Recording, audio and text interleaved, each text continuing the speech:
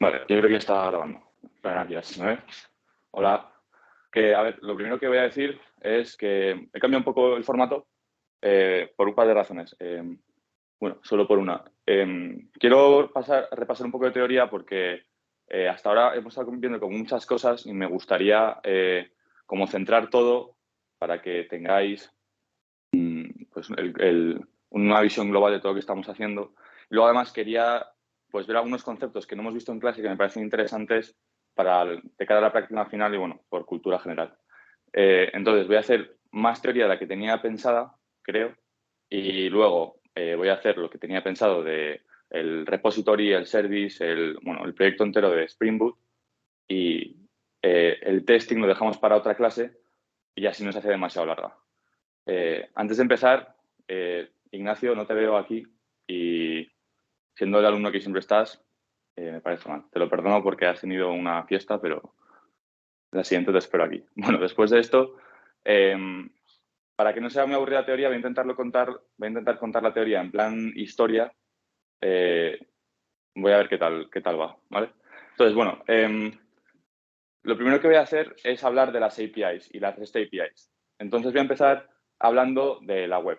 No sé si lo sabéis, pero la web ha tenido tres versiones que se llaman la web 1.0, la 2.0 y la 3.0. Y en cada una de ellas ha habido como un nuevo paradigma que ha cambiado cómo funciona la web. Entonces la web 1.0 empezó en 1990 más o menos. Y es lo que vimos en clase de las páginas web de HTML, ¿no? Entonces, cuando se lanzó la web 1.0, la gente empezó a hacer páginas web de información. Entonces, solo usaban HTML y CSS. Y poco a poco, la gente empezó a decir, oye, esto de Internet está fenomenal porque podemos acceder a información de nuestra empresa desde muy lejos.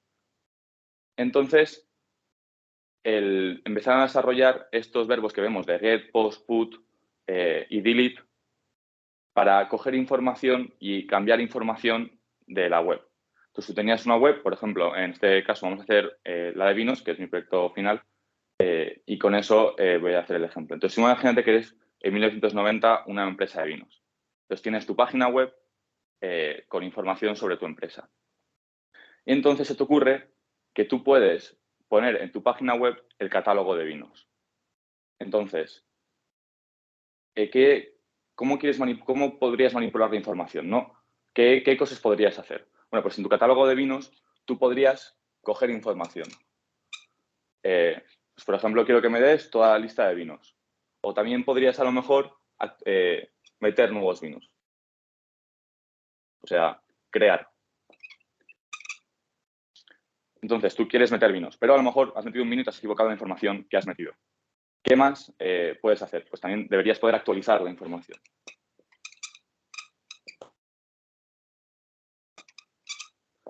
Y por último, a lo mejor quieres eliminar un vino. Imagínate que tú eres una compañía de venta de vinos, o sea, tú también vendes vinos y entonces una vez que lo compras, pues lo quitas del catálogo.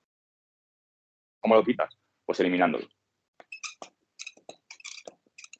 Entonces, esas cuatro operaciones que acabamos de ver, crear, meter o coger, eliminar y actualizar, la gente que estaba diseñando la web en ese momento se dio cuenta de que era una cosa que se repetía en casi todas los recursos que tenían, ¿no? Entonces, ¿qué es un recurso? Antes de nada, pues un recurso es algo que tú le ofreces al cliente. Esto lo vimos en la clase anterior. Entonces, en este caso, ¿qué le ofrezco yo al cliente? Pues le ofrezco un catálogo de vinos. O dentro del vino le ofrezco qué denominación de origen tiene o qué tipo de vino es.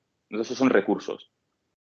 Y si lo piensas desde un punto de base de datos, cada recurso corresponde con una tabla, ¿no? Entonces, yo, por ejemplo, en mi aplicación de catálogo de vinos, tendría una tabla que sería una tabla de vinos, una tabla de denominación de origen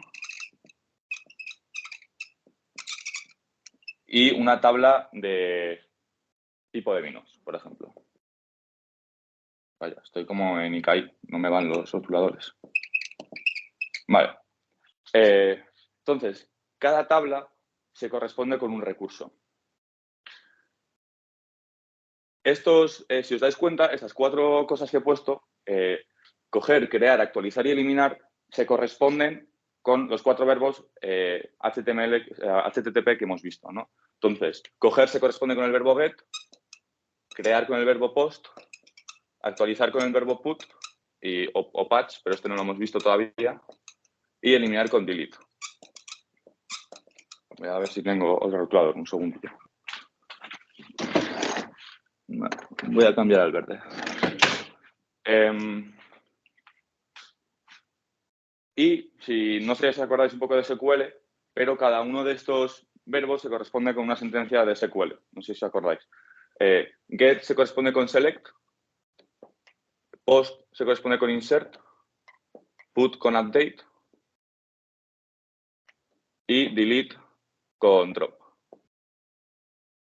¿Vale? Entonces estamos empezando a ver como una especie de patrón, ¿no?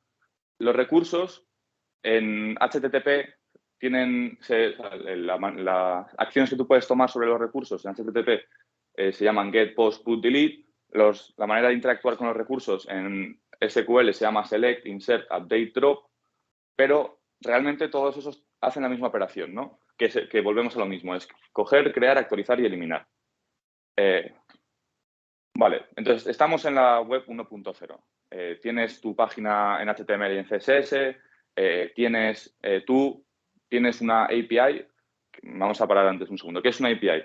Pues una API es simplemente una manera de coger tus recursos de manera programática. Entonces, por ejemplo, si tú te metes en Word, Word al final es una interfaz, una aplicación que tiene una interfaz. Entonces, tú para seleccionar el color de letra, tú mueves el ratón y pinchas en donde quieres.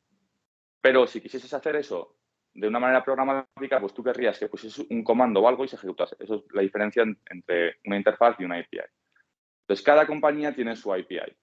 Tiene su manera de coger sus recursos para interactuar con ellos. Y entonces, de repente, llega la web 2.0, o más bien llega el cambio de paradigma. ¿Y qué fue?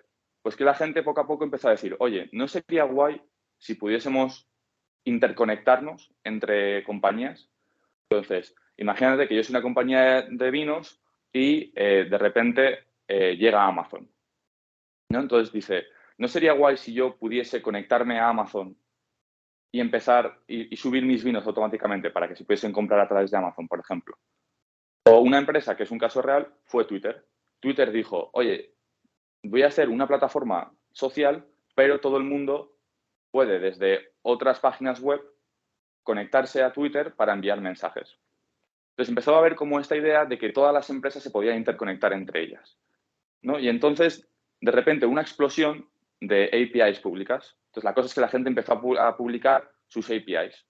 Entonces, claro, empezó a ser un lío porque cada uno había montado su API como le daba la gana. Cada uno decía, oye, pues la manera de coger mis recursos va a ser esta. Y otro decía, no, yo lo voy a hacer de esta manera. Entonces, claro, si todo el mundo estaba intentando conectarse y con sistemas diferentes, era un lío. Entonces llegó un tipo muy inteligente y dijo, oye, ¿y si normalizamos y hacemos un estándar en la manera en la que hacemos nuestros APIs? Y ese estándar se llama REST API. Entonces, ahora para una diferencia importante. REST API no es lo mismo que API. API es simplemente el concepto general de cómo acceder a una aplicación de manera programática y REST API es un conjunto de normas sobre cómo hacer una API para la web. Y no es la única. Lo que pasa es que es la más popular. ¿Vale? Entonces, ¿qué dice la REST API? ¿Qué tiene de especial REST API? Bueno, pues las normas, porque tiene un conjunto de normas que simplemente son populares y tienen sentido. Entonces, lo primero que vio la REST API es que todos los recursos tenían estos 4 métodos, ¿no? Y entonces dijeron, vale, pues los métodos, ¿qué son? ¿Qué hace post? ¿Qué hace get? ¿Qué hace post? ¿Qué hace put? ¿Qué hace delete? ¿Qué hace todo eso? Los métodos son create, retrieve,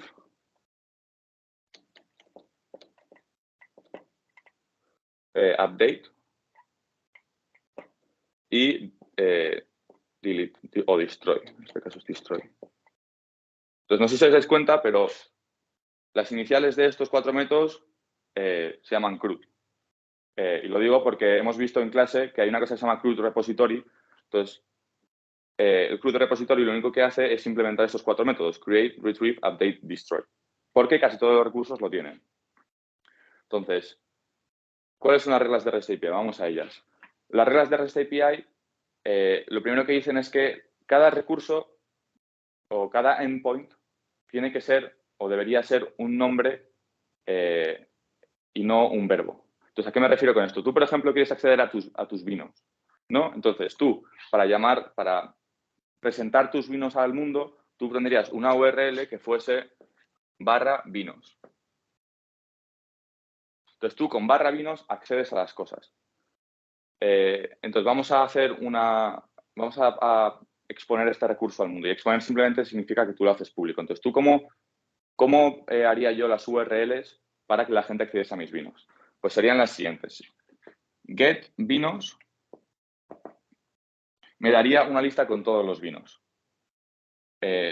Post vinos me permite crear un nuevo vino. Entonces, yo cojo todos mis vinos, yo he creado un nuevo vino. ¿Cómo accedo a ese vino que acabo de crear? Pues para eso tú simplemente dentro de vinos accedes al vino con ID, lo que sea. Entonces, cuando pongo estos corchetes, significa que aquí iría un número o algo que identifica el vino al que yo quiero acceder. Entonces, get vinos /ID. También puedo hacer put, o sea, una vez que yo he creado un vino lo puedo actualizar. Entonces, ¿cómo actualizo un vino particular? Pues lo mismo, accedo a vinos y dentro de ese vino a un ID. Y por último, delete /vinos /ID. Entonces, ¿por qué ¿por qué se recomienda usar nombres? Pues porque el verbo ya te lo da HTTP. O sea, tú ya estás diciéndole la acción que quieres hacer. Entonces, imagínate que tú haces una URL que sea get new vino, ¿vale? Tú haces esta URL para crear un nuevo vino. ¿Por qué sería una mala idea? ¿Por qué esto es una mala idea? Pues porque el verbo ya lo tienes, entonces tú estás diciendo, cógeme un vino nuevo. Es importante, esto lo dije la última vez, que el código se lea, que sea fácil de leer. Eso es uno de los principios de hacer código limpio. Y esto no es fácil de leer porque estás metiendo dos verbos diferentes en la misma frase. Coger nuevo vino. Entonces, si HTTP ya te da la acción, no deberías poner el verbo. Entonces, tú en tu proyecto final, cuando hagas las URLs, ten en cuenta esto. Tú mira qué recursos tienes, o sea, qué tablas en tu base de datos tienes y las expones de esta manera. Un verbo, un nombre en plural, y luego si quieres acceder dentro de esa lista de elementos que tienes, con el ID. Entonces, ya que estamos viendo esto de las bases de datos, la relación que tienen las bases de datos y los recursos, quiero hacer un pequeño inciso en cómo hacer una buena base de datos, que también es importante para el proyecto final. Y la única recomendación que tengo es que todas las tablas, o sea, todas tus tablas deberían tener una clave primaria que sea un número, un ID. Entonces, si tú tienes tus vinos, aunque tus vinos tengan un nombre que sea único, ¿vale? Y pienses que esa tiene que ser tu clave primaria, ponles un número que para que, por ejemplo, si por algún casual metes un vino que tiene el mismo nombre pero que son diferentes, no haya errores. Entonces, siempre pon una clave primaria que sea un número. Y además también hace muy fácil acceder a recursos, porque simplemente tú pones el número del recurso que quieres acceder y te lo devuelve. Entonces, REST API tiene muchísimas más cosas, pero esto es la base. Y también que la respuesta sea en JSON, ¿vale? Entonces tenemos que REST API te dice que los verbos de HTTP ya te indican la acción que quieres hacer y que el resto va por sustantivos. Vale, y entonces la gente empezó a adoptar REST APIs porque dijo, qué interesante es tener algo normalizado, porque si todos son iguales, yo no tengo que aprenderme cómo funciona cada una por diferente, o sea, cada método de acceder a una página web, por ejemplo. Ellos simplemente sabían que por ejemplo, que todos los recursos iban a ser sustantivo, que se usaban los 4 verbos para interactuar con los recursos, etcétera. Y entonces, poco a poco, como esto se empezó a normalizar y todo el mundo empezó en el boom de la web 2.0, todo el mundo empezó a crear aplicaciones web interesantes, llegaron otros tipos y dijeron, oye, ¿por qué no hacemos una plataforma que haga el desarrollo de este tipo de aplicaciones mucho más sencillas, ¿no? Y aquí es donde llega Spring Boot o Ruby on Rails, que es la versión en Ruby de Spring Boot, o Django. Y entonces, ellos hicieron lo mismo que los de REST API. Analizaron qué era lo que hacía cada uno, ¿vale? Y entonces voy a borrar esto. Entonces, ellos lo que querían hacer, su objetivo era hacer que desarrollar estas páginas web fuese lo más fácil posible. Entonces, las analizaron y se dieron cuenta de que había 3 cosas fundamentales. Todas las páginas web tenían una base de datos. Y dentro de la base de datos había modelos. También se dieron cuenta de que todas las páginas web tienen que responder a peticiones. O sea, a ti te llega una petición por HTTP y entonces hasta ese punto todo el mundo tiene que implementar la manera de resolver esa petición, ¿no? Entonces, a ti te llega, yo qué sé, get tal recurso con esta información. Y entonces, claro, cada vez que tienes que hacer una página web tenías que hacerte un programa que interpretase esas peticiones. Y era un lío. Entonces dijeron, vale, pues todas tienen algo que reciba las peticiones. ¿Cómo se llama eso? Se llama un controlador. Se voy a poner un triángulo para indicar un controlador. Y también se dieron cuenta de que todas las peticiones devolvían algo, ¿no? Y eso, lo que devuelven se llama una vista, o en inglés view. Voy a hacer algo así, yo qué sé. View. Entonces, así nació el modelo MVC, ¿no? De modelo, de controller y de view. Entonces, básicamente, Spring Boot, Ruby on Rails, Django, Next.js, que son diferentes versiones de esto, ¿no? En diferentes lenguajes, todos siguen el mismo proceso.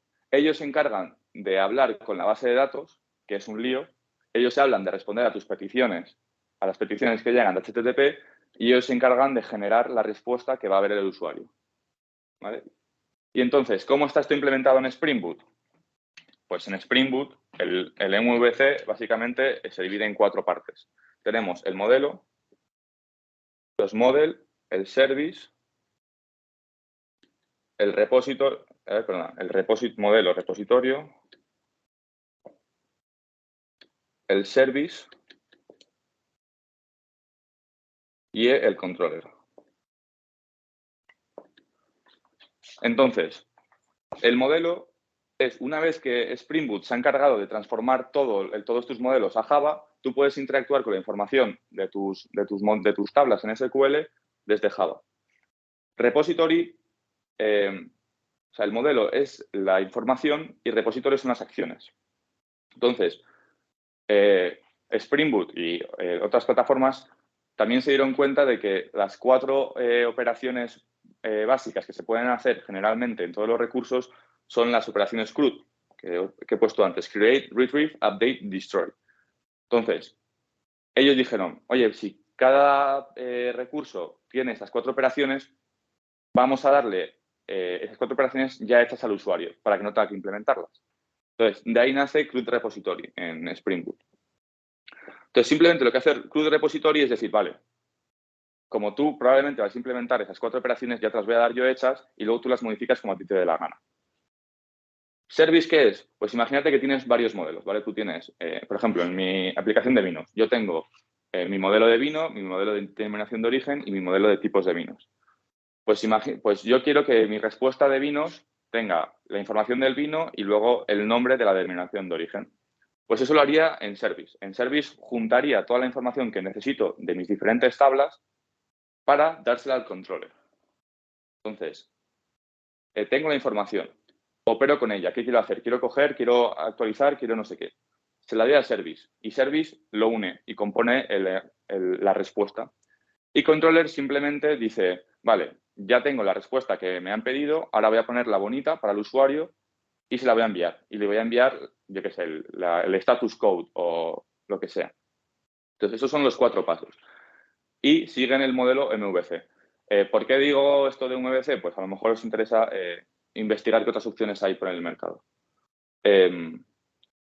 Vale. Lo último que quiero repasar es cómo son las peticiones HTTP. Porque hasta ahora hemos visto, pues, cuando estuvimos viendo JavaScript, vimos cómo coger información, o sea, cómo llamar a APIs y como que hemos visto un poco cómo se compone un mensaje HTTP, pero no realmente. Entonces, ¿qué partes tiene un mensaje HTTP? A ver, lo primero que tiene es el método, ¿no? Entonces, el método, esto ya lo hemos visto, el método son los verbos HTTP. Entonces, esos indican la acción que tú quieres hacer, que es lo que es la definición de verbo, vamos. Entonces son get, post, put y delete. Hay más, pero estos son los que más se utilizan. Entonces, tú con el método indicas la acción. ¿Qué más tiene una petición, una petición HTTP? Tiene una URL. Y la URL es simplemente la dirección de un recurso. No te es importante, a ver, tampoco da igual, pero tú cuando hablas en bases de datos, o sea, cuando tú estás hablando de bases de datos, un recurso es una tabla. Pero tú cuando estás hablando de APIs y tú te refieres a una tabla, tú te refieres como recurso. No sé, es la distinción que hay. Entonces, la URL es cómo accedes a un recurso. Y la URL tiene, pues como ya sabéis, el nombre del servidor, el puerto. Luego tiene el endpoint, y el endpoint simplemente es la información que va después del .com, normalmente. Y es a qué recurso quieres acceder. En este caso, el endpoint, por ejemplo, de getVinos es vinos. Vinos es a donde quiero acceder. Y los endpoints tienen parámetros. O sea, por ejemplo, vamos a poner que mi URL en este caso es /vinos. Entonces, yo quiero una lista de vinos, pero a lo mejor quiero filtrarlos por año, ¿vale? ¿Cómo le digo yo a mi controller que yo quiero que me dé todos los vinos, pero un específico año? Pues eso se hace con los parámetros en la URL. Y entonces tú, para meter un parámetro, después de tu endpoint, metes un signo de interrogación. Pones el nombre del filtro que quieres aplicar, en este caso podría ser year, y luego el valor. Por ejemplo, quiero que me des todos los vinos de 2008. Y puedes meter más de un parámetro, y eso lo harías con AND. Entonces, una vez que has metido un parámetro, pones el ampersand y pones otro. Imagínate que quieres que te devuelva todos los vinos de 2008 Rioja. Pues podría poner tipo Rioja. Entonces, estos filtros los tienes que implementar tú, pero la convención de meterlos es así. Aparte de la URL, hay unos headers, y los headers son información, son metadatos para el servidor, pero son muy importantes. Por ejemplo, imagínate que tú quieres tener un sistema de autenticación, ¿vale? Que la gente que solo ciertos usuarios puedan acceder a tus vinos, ¿no? Entonces, ¿cómo les identificas? Pues normalmente, esto lo veremos más adelante en autorización, tú pones un token, ¿no? Unas letras que dicen, estas letras corresponden a este usuario, ¿vale? Y, vale, pues el token iría en los headers. En los headers también va, por ejemplo, qué tipo de mensaje vas a enviar. Si es un mensaje de texto, si es un mensaje JSON, si es un mensaje HTML. Eso va indicado en los headers. Y por último tienen un body. Y el body va la información de tu mensaje. Entonces tú, por ejemplo, si tú quieres meter un nuevo vino y quieres meter la información del vino, tú lo metes en el body. Entonces, si os dais cuenta, cuando hacíamos JavaScript, nosotros poníamos method, URL, headers, body, porque son las partes que componen el mensaje. Y el body, nosotros hasta ahora lo hemos hecho en JSON, porque es la manera más popular de hacerlo, pero también se pueden meter otros tipos de información. Vale, y ahora lo último que quería comentar de todo es que ¿por qué, por ejemplo, no metemos la información dentro de la URL? ¿No? Porque, o sea, si yo puedo indicar el año en mi URL, cuando estoy metiendo un vino, ¿por qué no lo hago aquí? Y eso es una respuesta, bueno, tiene dos respuestas. La primera es porque es incómodo. Porque tú tienes que escribir un programa especial para que te haga esto. Mientras que, por ejemplo, en JavaScript, JSON ya está implementado. Entonces tú simplemente pones aquí un objeto de JavaScript y ya lo reconoce. Eso es lo primero. Y la segunda es más importante, es que es una cuestión de seguridad. Por ejemplo, Isa hace tiempo me preguntó que por qué no ponías el nombre o sea, el usuario y la contraseña aquí para autenticar a un usuario. Y es porque cuando la información va cifrada, la URL no va. Entonces, todo el contenido va encriptado menos la URL. Entonces, una persona esnifando paquetes, que básicamente es que está recibiendo y leyendo la información, va a ver la información que hay en la URL, pero no el contenido. Y como nota especial, solo post y put en este caso tienen body. Tú no puedes meter información en un get, solo podrías meter parámetros. Vale, y hasta aquí la parte de teoría, que ha sido más corta de lo que pensaba, así que guay. ¿Alguna pregunta hasta ahora? No, gracias. Está todo muy claro. Vale, perfecto. Pues voy a pasarme al ordenador ahora y hacemos la segunda parte. A ver, voy a ver si me coloco la cámara.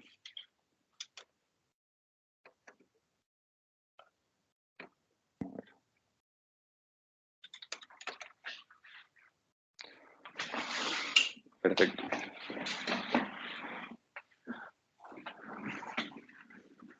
A ver, entonces os voy a compartir ahora pantalla.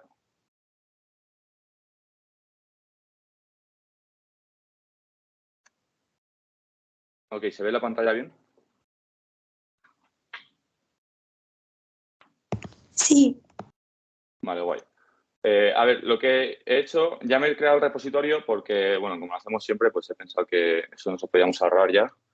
Pero lo que sí que voy a hacer es empezar un proyecto de Spring Boot desde cero y os voy enseñando todas las partes que hay y hacemos así un repaso también de cómo se haría. Entonces, como siempre, me voy a ir a Start Spring.io. Entonces, mi Maven Project, Java. Voy a volver a repasar esto porque la gente sigue usando como example demo. Entonces, imagínate que tú eres una empresa, ¿vale? Vamos a seguir con el ejemplo de los vinos. Yo soy una empresa, yo soy Rioja, por ejemplo. Pues yo como empresa o como programador siempre, o sea, todas mis aplicaciones quiero que estén dentro de un grupo de aplicaciones. Entonces, eso es lo del group. Básicamente es que si tú eres un desarrollador y tú quieres publicar paquetes o quieres compartir aplicaciones, para compartirlas tienes que tener un nombre de grupo. Entonces, en mi caso, para el ejemplo lo voy a llamar Rioja. Y luego, artifact y name es el nombre de tu aplicación. Entonces, mi aplicación, por ejemplo, puede llamarse Wine Cellar. Bueno, en la descripción nos da un poco igual. Voy a usar la versión 17 y ahora las dependencias. Entonces, de dependencias necesitamos la web. Entonces, mira, voy a conectarlo con la parte de teoría. Applications using Spring MVC. Eso es lo que os hablaba de que todas las plataformas de este tipo, Ruby on Rails, Django, Spring Boot, Next.js, todas estas utilizan el modelo MVC, que es que te simplifica la vida para que tú no tengas que hacer las conexiones con la base de datos o no tengas que saber cómo responder a peticiones HTTP. Entonces, de eso se encarga Spring Web. Luego tenemos Lombok, que simplemente reduce las anotaciones. Luego tenemos las bases de datos H2 y H2, a ver, así como nota extra. H2 es una base de datos que se genera cada vez que inicias la aplicación. Entonces, es muy poco eficiente. Entonces, cuando hagáis vuestra aplicación, yo os recomiendo que utilicéis MariaDB o MySQL. ¿Cuál es la diferencia entre las dos? MySQL es privada. Es exactamente igual que MariaDB, pero cuesta dinero. Entonces, usad MariaDB.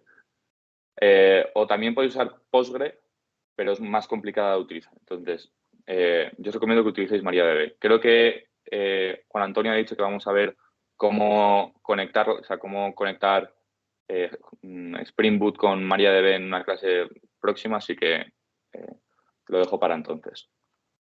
Y luego, por último, Spring JDBC, que esto te permite, o sea, esto hace la transformación entre SQL y Java.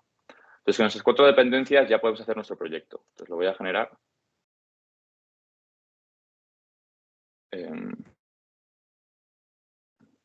No se lo está tardando tanto. Vale, ya está.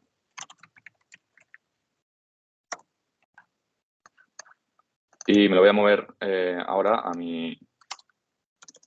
donde tengo el otro. A ver.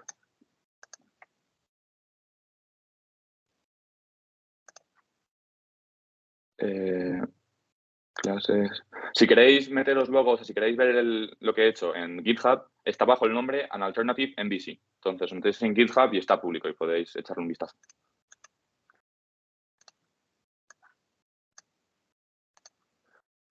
Vale. Bueno, habéis visto que tenía un par de archivos antes y es que me he guardado las bases de datos, los SQL, para tenerlos rápidos. Entonces, vale, lo primero que voy a hacer una nueva carpeta donde voy a tener la base de datos, que no va a ser la base de datos real, simplemente es para hacerla para el ejemplo. Voy a ampliar un poco esto para que se vea bien. Vale, creo que así es más que suficiente. O sea, simplemente para ordenar las cosas. Esto no va a servir para nada realmente. Entonces, lo primero que voy a hacer es crearme un esquema o una tabla. Entonces, ¿qué es un esquema en SQL, así como información? Un esquema simplemente es la descripción de cómo son tus datos, ¿no? De qué tablas hay en la base de datos, cómo son las tablas, etcétera. Entonces, me voy a crear una tabla que se llame vinos, o mejor vino, porque tiene más sentido, o sea, que se llame así, simplemente se lee mejor. Y lo que voy a hacer es voy a meter un poco de información. Voy a poner, por ejemplo, que tenga un name. Normalmente todos los nombres se ponen en inglés. Lo que pasa es que estoy poniendo nombre en vez de name, porque name a veces da problemas. Bueno, quizás mejor si pongo wine name. Hay ciertas palabras que están reservadas en SQL y creo que name es una de ellas. Entonces, para no meterme en problemas más adelante, voy a hacerlo así. Vale, name, y ahora con esto ya lo puedo copiar. Voy a poner number, age o year, y voy a poner una descripción.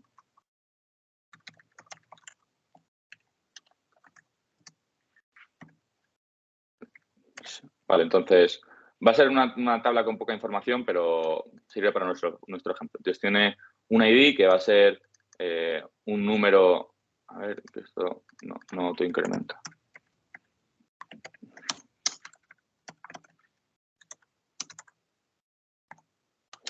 Bueno, voy a hacer una identity que es un número que se va autoincrementando, que va a ser la primary key, o sea, la manera de referirme a un elemento de manera única en la tabla. Voy a tener el nombre del vino, voy a tener el año y voy a tener la descripción. Entonces, lo que voy a hacer también es crearme unos datos. Entonces, insert into, se llama wine, mi tabla, los valores, el vino, por ejemplo, Rioja 2008, bueno, Rioja, año 2008,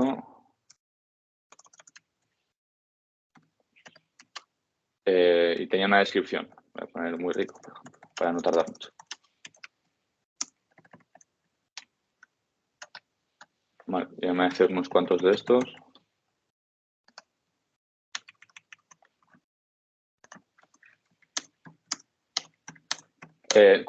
Normalmente, como tus datos persisten en memoria, en este caso os he dicho que cada vez que inicias la aplicación, como que se crea todas las tablas, pero si usases MariaDB o MySQL o Postgre, los datos se guardarían en tu memoria, entonces persistirían ahí.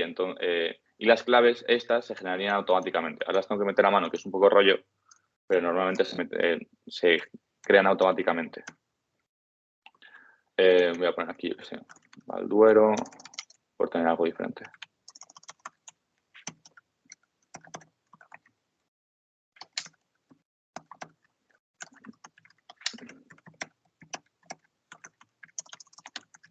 Y voy a cambiar a unos años para luego poder hacer filtrado.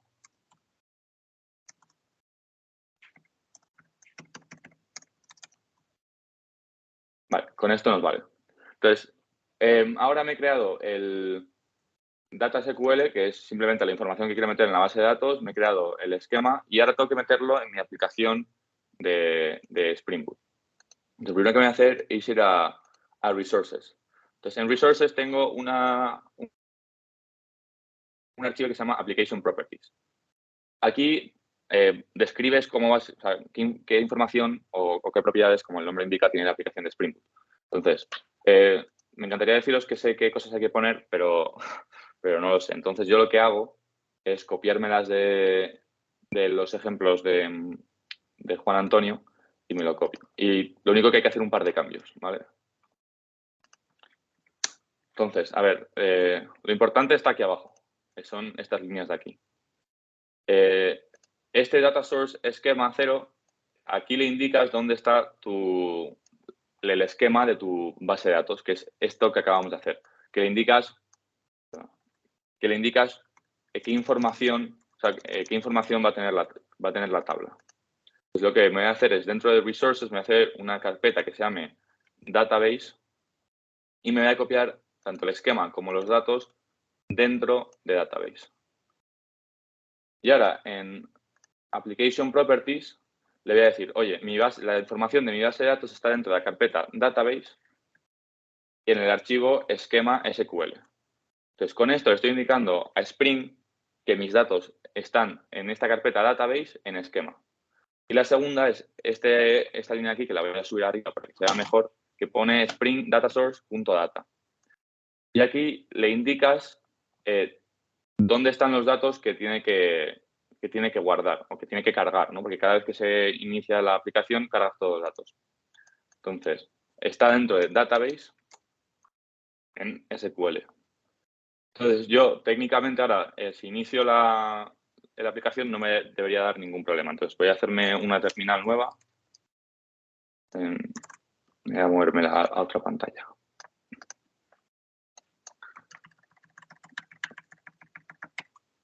Vale, entonces me voy a meter donde está dentro de la carpeta.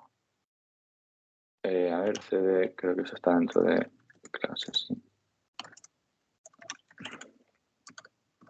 Vale, entonces ya estoy dentro de la carpeta donde está el proyecto y ahora simplemente Maven, creo que si hago, bueno, si Maven Spring Boot Run.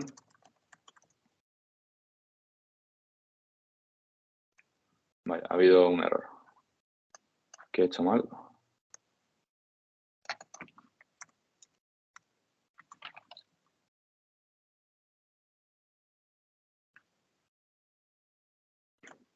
A lo mejor he puesto el ID mal. A ver, ¿cuánta información tenía? Tenía ID, YNAME, Year, Description. A lo mejor tengo que ponerlo en como si fuese un string.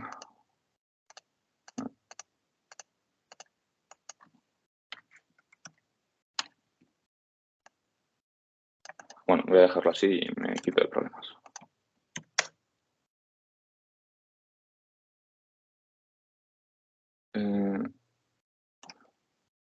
Me dice que el error estaba en la tabla, en la application, en el esquema. Identity, primary key. Vale, voy a ver un segundo cómo está en el ejemplo.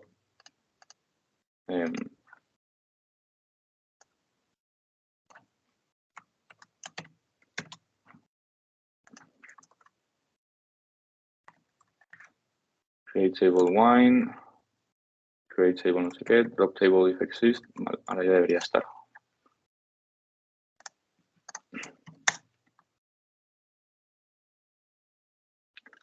Vaya hombre.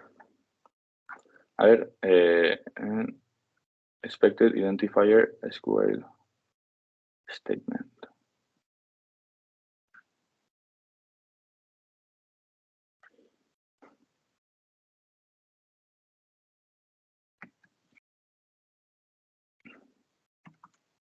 He rellenado todo. Vale, bueno, para no hacer ahora debugging, lo que voy a hacer es copiar del ejemplo de Juan. Bueno, pero voy a intentar una última cosa y si no funciona, copio la tabla de Juan Antonio y así no está mucho tiempo solucionando el error. A ver, ¿esto por qué puede ser? Esto puede ser a lo mejor porque aquí he puesto un texto.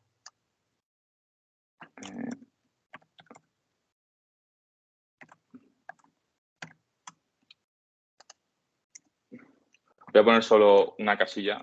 Vale, esto cuando yo hago debugging, o sea, cuando intento ver qué fallos hay, lo mejor es, una cosa que se hace normalmente en programación, es intentar buscar el mínimo error reproducible. O sea, tú, cuando no sabes por qué algo va mal, simplifícate el problema lo máximo que puedas. A ver si encuentras dónde no está funcionando.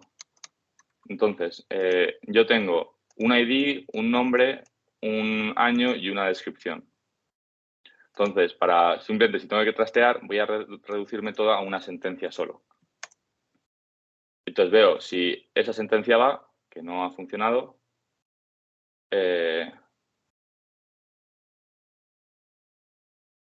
Vale, me está diciendo que no está funcionando. Vale, mira, lo que voy a hacer es simplemente poner aquí integer,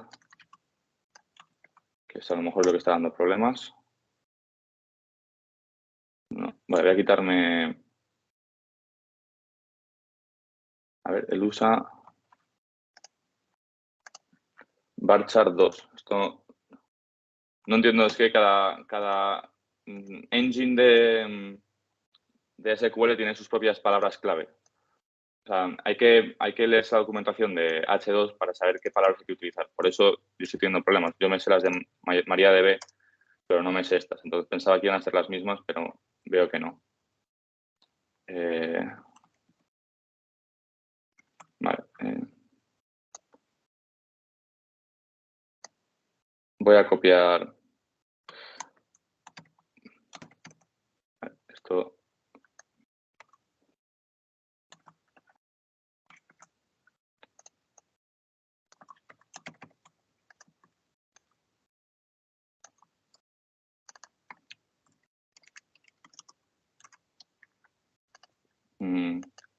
Vale, voy a eliminar esto.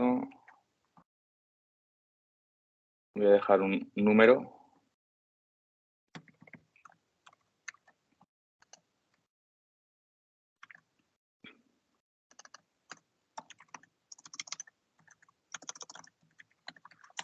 Vale, voy a ver si con esto funciona. Si no, ahora...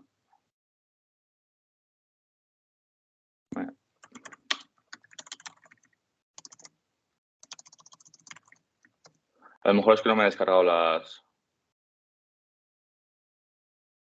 A ver, ID. Expected Identifier. Vale, voy a ver qué ocurre si copio directamente la tabla de Juan Antonio. Vale, perdonad por el problema que estoy teniendo ahora.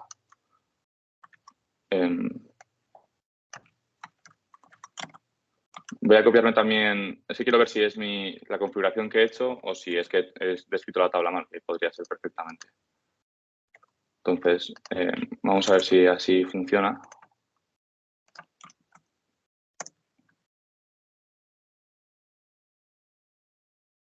Vale, así está funcionando. Y si hago Maven Spring Boot Run, así también está funcionando. Vale, ahora ya está funcionando todo. Voy a cambiar los nombres. Así. ID. Name. Year.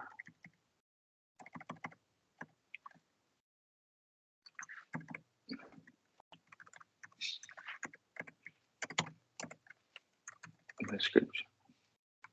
Ahora lo único que he hecho es, como ya he conseguido que funcione, voy a reducir el número de elementos que tengo, simplemente. Entonces, tengo el ID, que es un varchar de 6, voy a mantener el que tenía él. Tengo un nombre, tengo un año, así que me tengo que meter aquí, voy a poner 2008, por ejemplo. Y tengo una descripción que son 6 caracteres, voy a tener que ahora lo hago que sea más, pero por el momento... Vale, perdón, es que no sabía por qué era el error.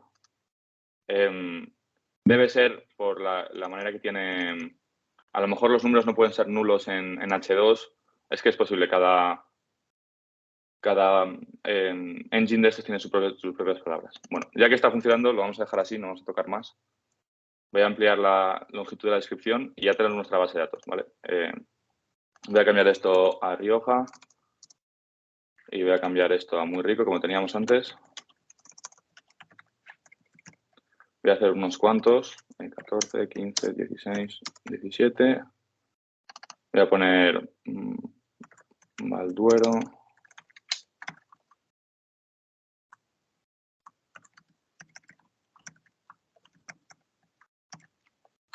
Y voy a poner 2 de diferente año para hacer el citado. Vale, ya está. Esto espero que ya no haya más problemas. Entonces ya tenemos nuestros resources.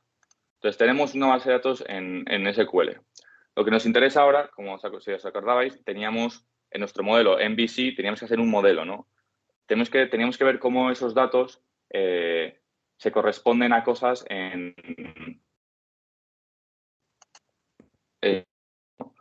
entonces, si os acordáis antes de la parte teórica, tenías model, repository, service y controller. Entonces vamos a empezar por el model. Y como he dicho, el model es la versión en Java de la base de datos. Entonces me suena una carpeta, model. Entonces aquí voy a guardar todos los modelos que vaya haciendo. En este caso solo tenemos uno, que es wine, así que wine.java. Entonces aquí hace falta unas anotaciones que no me las sé, entonces las voy a coger del ejemplo.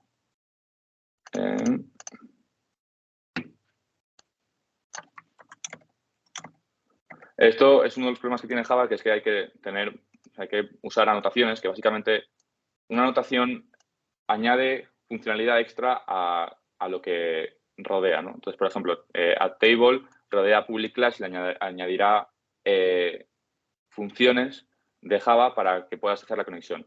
Entonces, para que se mantenga simple, reducen todo ese código a estas anotaciones que estáis viendo.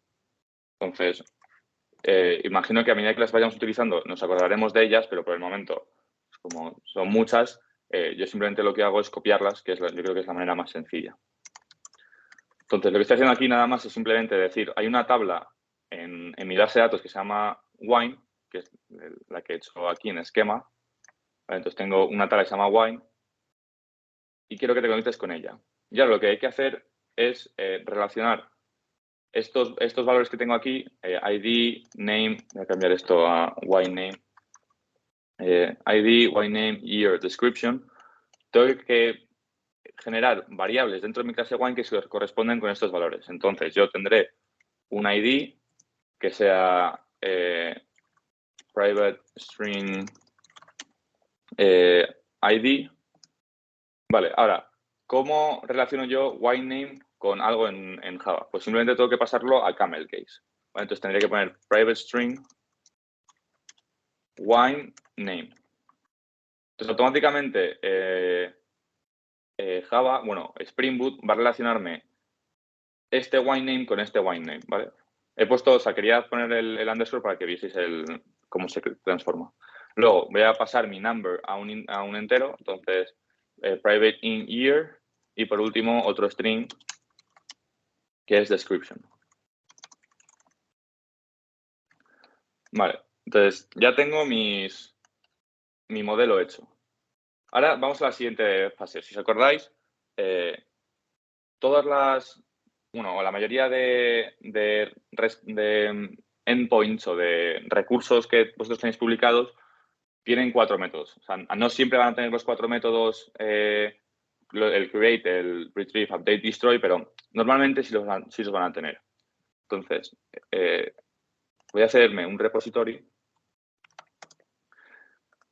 Y entonces, en mi repository voy a, ¿cómo se dice? Inheritance, no sé la palabra en español. Voy a heredar de CRUD repository. Entonces, wine repository. Entonces, esto va a ser un interface, que ahora veremos por qué, y voy a extender CRUD repository. ¿Vale? Y ahora me lo voy a A lo mejor creo que es así, CRUD. Sí. Vale, entonces, como he dicho antes, CRUD Repository, mira, en Visual Studio Code, si tú estás encima de una clase o de un método y tú pinchas sobre él, te lleva a la definición. ¿Vale? Entonces podemos acceder a la definición de CRUD Repository. Entonces podemos ver el código original, la información que lleva dentro. Entonces, CRUD Repository, como he dicho, ya implementa los métodos que te permiten crear, coger, actualizar y eliminar. Y eso es para que tú no lo hagas, porque probablemente los tengan. Entonces, si los venís aquí a cómo... A ver, creo que es implements.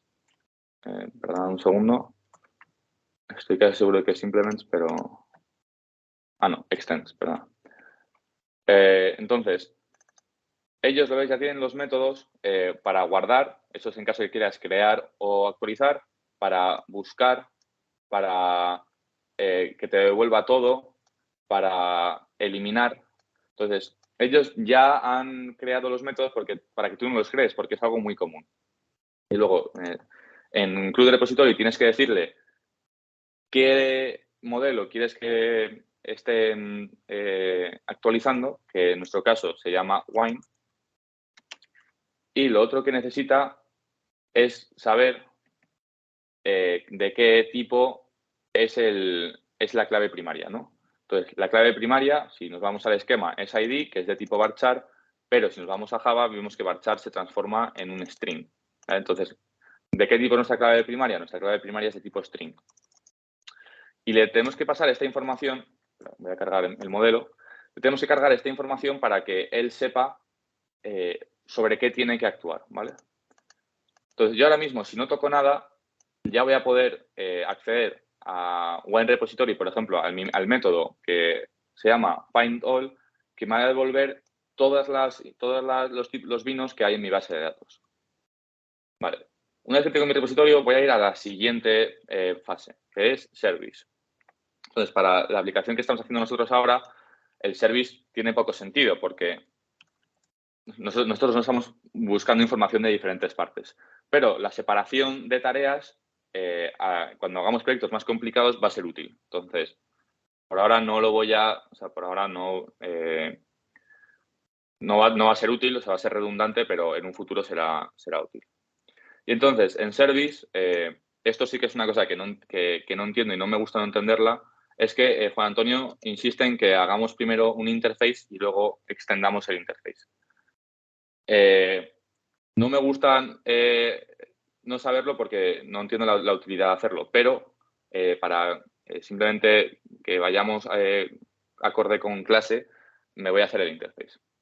Entonces, lo primero que voy a hacer es wine service y entonces en vez de una clase me voy a hacer un interface. Y si acordáis, un interface, cuando vimos el repaso de PO, simplemente te fuerza a que tú utilices los métodos que hay descritos en el interface. Entonces, yo, por ejemplo, si ahora me hago una función que me devuelva un iterable y de vinos, ¿por qué voy a hacer? ¿Qué es un iterable? Antes de nada, si os acordáis, en Java hay listas y esas listas heredan de unas clases abstractas que dan cierta funcionalidad. Iterable es una de esas clases abstractas de la que hereda que simplemente te permite ir pasando de un elemento a otro. Es como una lista, pero no puedes acceder por índice. Tienes que recorrer la lista para llegar a un elemento. Entonces, iterable wine, voy a llamarla, por ejemplo, getWines. Y me voy a cargar el vino. Voy a asegurarme de que no hay ninguna anotación, que es posible, porque como hemos visto todo tiene anotaciones. Vale, en este caso no, guay. Entonces, vale, ya tenemos nuestra interface, pero esto ahora mismo no hace nada. Entonces, dentro de mi carpeta service voy a hacer otra carpeta, que es otra de las cosas que tiene Java, que es que vas a tener 200 carpetas, que la voy a llamar implementation. Y como el nombre indica, implementation va a implementar el interface wine service. Entonces, dentro de implementation me hago wine service implementation. A ver, ¿lo cito bien? Sí. Y entonces va a ser una clase que va a...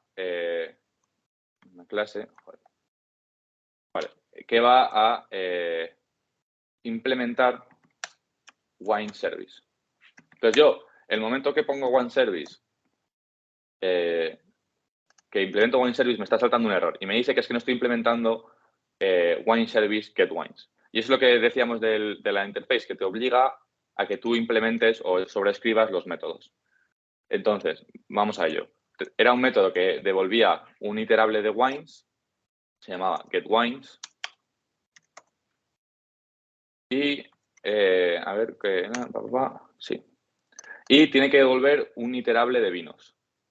Entonces, si os acordáis, mi wine repository, que extiende a club repository, tiene una función que se llama findAll, que me va a devolver, como dice en la descripción, todas las instancias de vinos que hay en la base de datos.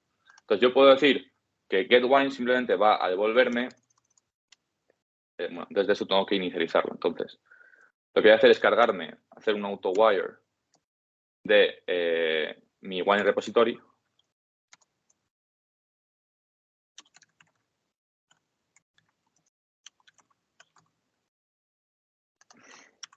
A ver, me lo cargo, vale. Y tengo que cargarme también autowire. Entonces, antes de nada, ¿qué es autowire?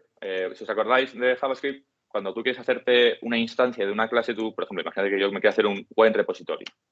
Pues tendría que hacer wine repository es igual a new wine repository. Esta es la forma de hacer nuevas clases en Java. El autowire simplemente lo que está diciendo es, oye, yo me voy a encargar de hacer esta segunda parte, ¿vale? Tú simplemente usa wine repository como si hubiese sido inicializado y ya me encargo yo de manejar ese elemento. Y lo hace porque él lo va a hacer de una manera más eficiente en memoria. Entonces, él se va a encargar de crearlo y de destruirlo. Entonces, si tú pones autowire, ya no tienes que hacer igual a new wine repository. Entonces, yo ahora, como he puesto el autowire, puedo decir, devuélveme del wine repository todos los vinos, ¿no? Entonces, yo llamo al método findAll public. Tengo que hacer public el método. Vale. Entonces, yo llamo al método getWines y cuando llame el método getWines voy a llamar dentro de mi repositorio, dentro de mi wine repository a findAll, que me va a devolver todos los elementos que hay. Entonces, ya tengo mi implementación. Voy a ver de nuevo si me falta una anotación. Sí, service. Vale, es que ese es como os digo, las anotaciones es un poco un problema No, esto no. Es un poco un problema en Java, porque cada clase está anotada con o sea, tiene un montón de anotaciones, entonces tienes que acordarte de ellas. Creo que esto no es lo que estoy... A lo mejor sí. Entonces, lo primero es que hay que acordarte de ponerlas y lo segundo es que tienes que ver que lo que te importa está bien, porque es que hay veces que las anotaciones tienen el mismo nombre. Por eso estoy todo el rato mirando el ejemplo, porque es que es muy fácil equivocarte y no saber por qué no te está funcionando algo. Voy a eliminar esto. Entonces ya tengo el service, ya tengo el repository, ya tengo el modelo. ¿Qué me falta ahora? Pues me falta el controller. Si os acordáis del triángulo que he puesto en la teoría, el MVC son tres partes. Model, View, Controller. Entonces tenemos que hacer el controlador. El View en este caso no lo vamos a hacer. En nuestro caso simplemente vamos a tener un modelo y un controlador. Porque el view es la página web que tú devuelves al usuario, ¿no? el HTML. En este caso, no tenemos HTML, entonces no lo vamos a implementar. Pero bueno, vamos con el controlador. Entonces, otra carpeta, controller. Y esto ya es lo que hemos visto hasta ahora. Entonces, dentro de nuestro controller nos hacemos un nuevo archivo que sea wineController. Y de nuevo tenemos que poner creo que era REST-Controller. Sí, ya me acuerdo. REST-Controller, request mapping. Ay, vaya, se me ha olvidado una cosa en la teoría. Qué pena. Os voy a contar ahora. Otra cosa que hay en que tiene la REST API, o sea, hemos visto que tiene que los endpoints tienen que ser nombres, bueno, o deberían ser nombres. Hemos visto que el verbo es el que indica la acción que tienes que hacer. Pues otra cosa que tiene la REST API es que tiene que tener bueno, se recomienda que tenga versiones. ¿Esto qué es? Entonces, tú, por ejemplo, hay veces que vas a ver una URL que va a tener esta forma. Voy a hacerme un comentario rápido que va a ser, por ejemplo, API v1 wines. Entonces, ¿por qué se pone este v1? Eso es lo de la versión. Porque nos vamos a acordar de la web 2.0. En la web 2.0 era ese momento en la historia de Internet en que la gente empezó a compartir, a conectar servicios de unas empresas y otras. Pues tú, por ejemplo, he puesto de ejemplo el caso en el que tú eres una compañía de vinos y quieres conectarte a Amazon para venderlos por Amazon, ¿no? Entonces, tú eso lo haces a través de la API de Amazon. Entonces, tú ahora mismo, cuando lo implementas, dependes de que la API de Amazon funcione como lo ha hecho hasta ahora. Entonces, imagínate que Amazon saca una nueva versión de su API, ¿vale? Y entonces te cambia todas las URLs. Pues claro, tu compañía, que hasta ese momento estaba dependiendo de las URLs de Amazon, va a dejar de funcionar. Entonces, para que cuando tú hagas cambios en tu API no destruyas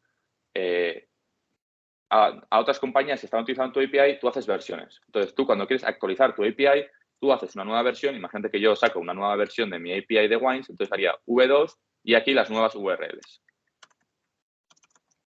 Entonces, de esta manera, yo puedo actualizar mi API sin que las URLs, las compañías que dependían de mi versión previa, no se rompan. Entonces, yo lo que voy a hacer aquí es poner API request v1 simplemente como para ya indicar, ¿sabes? Para que todas mis URLs dentro de este controlador estén dentro de la versión 1 de mi API. Entonces, ¿es obligatorio? No, pero se recomienda mucho. Me voy a cargar el REST controller. Vale, entonces vamos a empezar simplemente vamos a hacer simplemente un método get por ahora.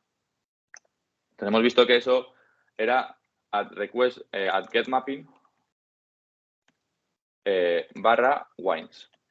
Entonces, aquí aquí ya estáis viendo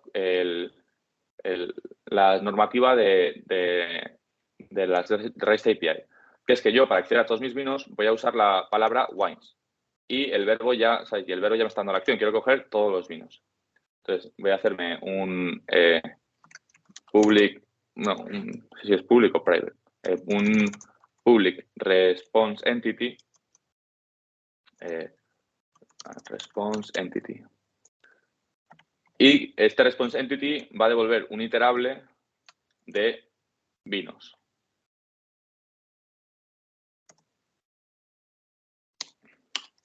Entonces, ¿por qué va a devolver? Vale, voy a cargarme primero esto un segundo. Esto. Iterable.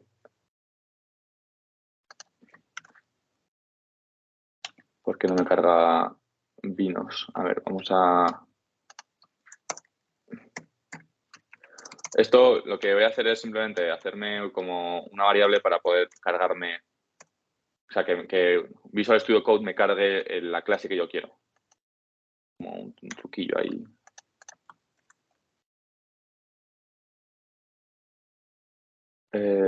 Y me voy a cargar el iterable. Iterable, por alguna razón no me está cargando. A ver. Soft to a type. Es que tengo que importar, creo que es Javalang iterable, pero no.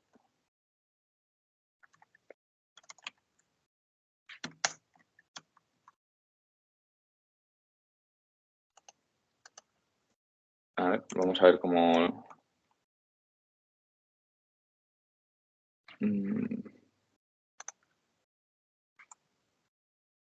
A lo mejor que tengo que hacer la respuesta. Vale, no sé por qué me... Ah, que he puesto iterable, vaya, perdón. Iterable. Y me está haciendo esto en rojo porque no devuelvo nada todavía. Pero bueno, lo que quiero hacer ahora es me voy a cargar mi servicio. Entonces, esto sí que tengo que mirarlo. Tengo que hacer un autowire. Vale, sorpresa. Vale, voy a cargarme el servicio. Entonces voy a hacer un private wine service. Wine service. Me voy a cargar, me voy a importar autowired, me voy a importar wine service. O sea, simplemente lo que estoy haciendo, me estoy cargando este servicio que realmente me va a cargar esta clase entonces voy a poder acceder a este método getWines que me va a devolver todos los vinos, ¿no? Entonces yo ahora puedo hacer un iterable de wines que sea, por ejemplo, la respuesta. Entonces puedo llamar a mi wine service y puedo decirle, oye, cógeme todos los vinos que tengas. Y ahora puedo devolver un response entity que va a estar bien, con un status 200, y el body va a ser la respuesta, que la he escrito mal. He puesto response y es response. Vale. Y entonces, ahora ya todo va a ir bien porque me ha dicho que tengo, o sea, ya estoy devolviendo lo que se espera y estoy cargando los vinos. Entonces vamos a probar si esto funciona. Entonces lo que voy a hacer es encender el servidor. Vale, todo parece que está yendo bien. Me voy a Safari. Y voy a meterme dentro del localhost en el endpoint API v1 wines. Vale, y aquí lo tenemos. No sé si mira, ahora. Entonces, como podéis ver, me ha devuelto el ID, el wine name, el año y la descripción. ¿Vale? Entonces, ahora esto obviamente es una aplicación muy pobre, porque solo nos devuelve. Entonces, vamos a añadirle un toque más. Vamos a filtrar por año. ¿Vale? Entonces, lo que voy a hacer, voy a ir de atrás adelante. Voy a empezar en el modelo. Bueno, en este caso voy a empezar ya directamente en el repositorio y voy a moverme hacia el controlador. Entonces, yo para filtrar, ¿qué necesito? ¿Qué es lo más básico que tendría que hacer? Pues, hombre, lo más básico que tendría que hacer es filtrar en SQL, ¿no? Entonces, ¿cómo hago eso? Pues hay una anotación que se llama addQuery.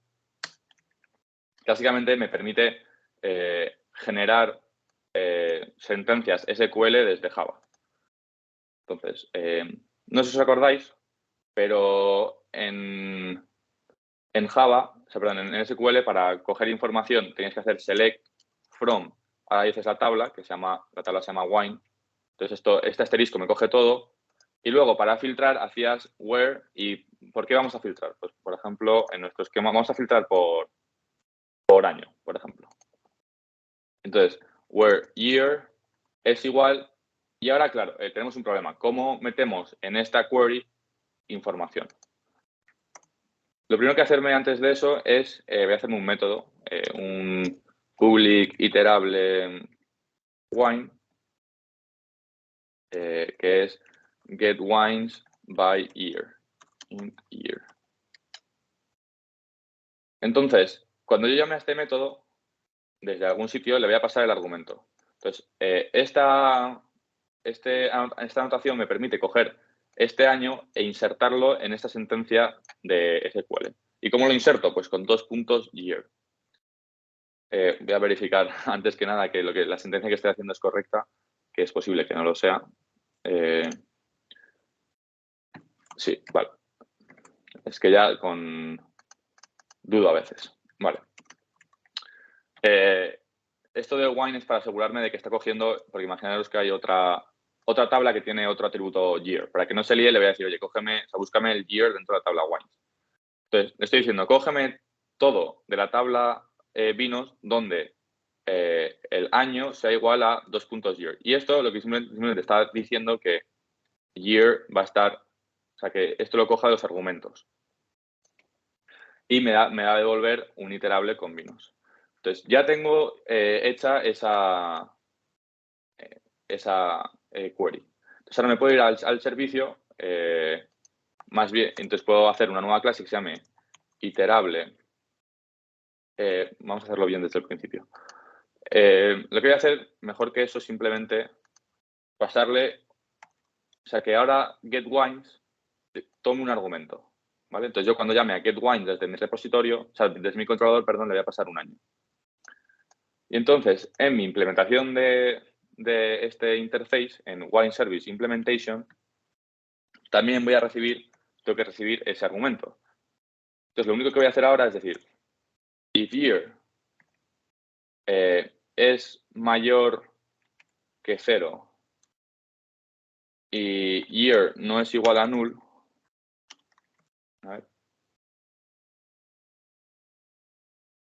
Es que, vale, perdón, es que esto es Java y en Java no se puede hacer. Simplemente voy a decir que si year es mayor que 0, entonces voy a devolver de mi wine repository get wines by year y le voy a pasar el año. Entonces voy a filtrar mi base de datos y si no, voy a devolver todos los vinos que hay en mi base de datos. Y ya por último, ya hemos empezado el repositorio, nos hemos movido al service, ya hay que ir al controller y hay que implementar esa última parte. Entonces, ¿cómo hemos dicho que se hacía el filtrado en la parte de teoría? Se hace con parámetros en la URL. O sea que yo voy a hacerlo aquí. Mi URL va a ser algo de este estilo. API v1 wines y luego voy a poner year, o sea, perdón, signo de interrogación, year igual a, por ejemplo, 2008. ¿Vale? Entonces, ¿cómo cojo yo esta información de aquí? Pues, de nuevo, es una anotación. Entonces, es request param y va a ser int year. Y entonces, ese year se lo puedo pasar aquí.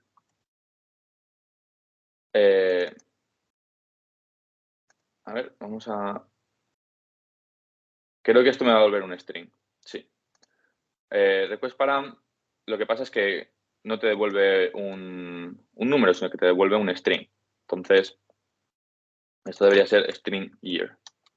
Claro, ahora getWine se va a quejar porque le estoy pasando un string en vez de un int. Lo que podríamos hacer es aquí hacer una comprobación de si year es un número, pero o sea, la manera correcta de hacerlo es en el service. Entonces voy a cambiar, en vez de poner int, voy a poner un string. Entonces aquí también voy a recibir un string. Y ya en el service es donde voy a hacer la transformación, ¿vale? Entonces, voy a ir aquí y voy a decir simplemente int year int es igual a integer parse int year. Entonces voy a cambiar perdón, y voy a decir que si if year es igual a null, o sea, si no vale nada, entonces voy a devolver todo.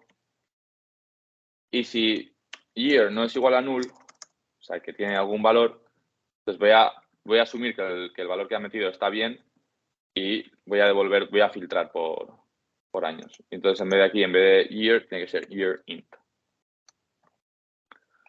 Vale. Entonces, ahora, mi request param va a cogerme el parámetro que tenga el nombre year y me lo va a meter en esta variable que se lo voy a pasar a mi service va a comprobar que está bien y en función de la información que tenga me va a devolver todos o solo los que tengan el año que he especificado. Y ya lo último que hay que hacer es aquí poner required equals false. ¿Por qué? Porque si no pongo esto y no meto el parámetro, me va a saltar un error. Entonces, para que no me salte el error, simplemente tengo que decir que es posible que yo no meta el año. Vamos a ver si esto funciona.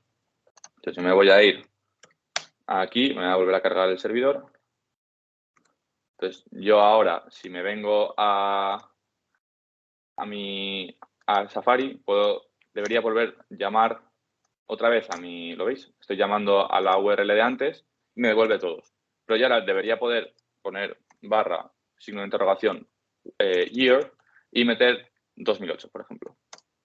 Y si os dais cuenta, ahora solo me da los de 2008, o sea que estoy filtrando.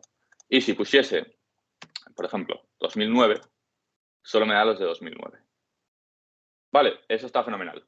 Ya tenemos un get con filtrado. Pero no nos vamos a quedar aquí, porque esto obviamente es un poco aburrido, o sea, necesitamos más cosas. ¿Qué más podemos hacer? Pues a lo mejor nos interesa meter un nuevo vino. Pues, ¿cómo hemos dicho que se hacía para meter? O sea, tú tienes tu wines, entonces, ¿cómo meto yo un vino? Pues con post. Post mapping wines. Entonces, voy a devolver el vino que he creado. Entonces, va a ser post wine. Estoy dudando porque realmente me gustaría utilizar los nombres retrieve en vez de get y create en vez de post. Lo voy a hacer así. Voy a poner retrieve y así mantenemos los nombres iguales. Y esto, retrieve wines.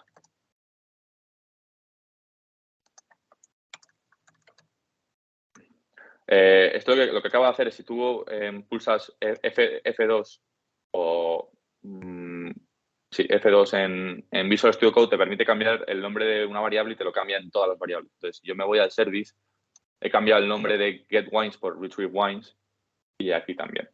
Y también lo voy a hacer en mi repositorio. Entonces, si hago F2 me sale esto de aquí y puedo decir que quiero cambiar el nombre de getWines por retrievewines. Estoy haciendo simplemente esto porque tengamos el mismo nombre, o sea, para que seguir la convención, no por nada en especial. Entonces, bueno, me voy a ir a mi controlador y a hacer create wines. O sea, create wine, pues voy a crear uno. Entonces, mi request body va a ser mi modelo. O sea, a mí lo que me van a pasar en el body va a ser un wine. Vale, entonces me voy a cargar esto. Entonces, si os acordáis, y esto también, perdón, si os acordáis, en la clase de teórica hemos visto que en los mensajes URLs tienen tiene un header, un body, un status, etc. Y entonces, en este caso, lo que queremos acceder es al body, que es donde está la información. Y ahora tengo que irme a mi servicio, a mi wine service, y crearme una clase, o sea,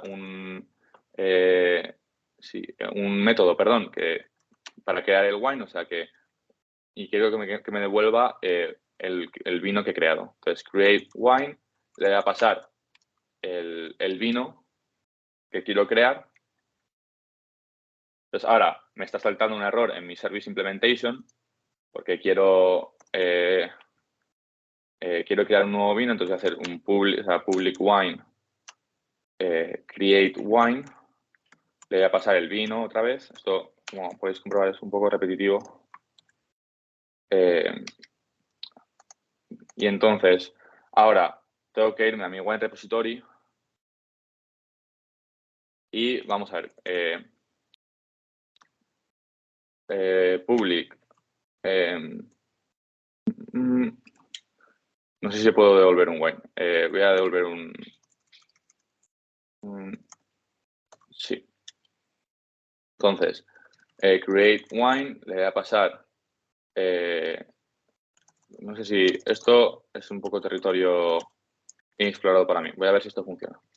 Voy a hacer una query, entonces el query que quiero hacer. A ver, antes que nada, mira, voy a irme aquí y voy a ver este save cómo funciona. Quiero guardar una A. Vale. Vale, esto es más fácil de lo que estoy haciendo. Perdón, si os dais cuenta, puedo llamar a este método save y esto lo que va a hacer es que va a cogerme una... A ver. Puedo meterle una entity, que en este caso es wine, ¿vale? Y sí, y me lo va a guardar. Voy a probar si esto es lo que estoy pensando que es. Voy a llamar a mi wine repository y voy a save wine. Y esto debería devolverme un wine. Entonces voy a llamar a mi repositorio, voy a llamar al método save, le voy a meter el vino que acabo de guardar y lo voy a devolver.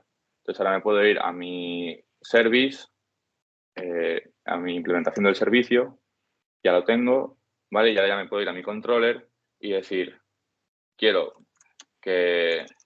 devolver, bueno, voy a crear un nuevo vino que lo voy a llamar new wine, que va a ser igual a llamar al servicio WineService,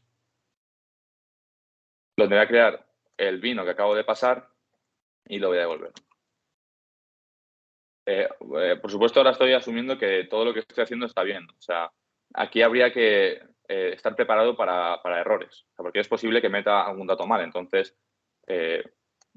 para asegurarme de que lo que estoy, o sea, de que siempre el servidor no se va a romper, debería poner try catch y exception handling. Pero bueno, para que no se alargue mucho, lo voy a ignorar por ahora. Entonces, ya como estamos haciendo algo un poco diferente, o sea, como no estamos haciendo get y estamos haciendo post, voy a utilizar Postman, simplemente porque es más fácil hacer este tipo de peticiones. Entonces, me voy a hacer aquí al personal. Entonces, voy a recargar el servidor.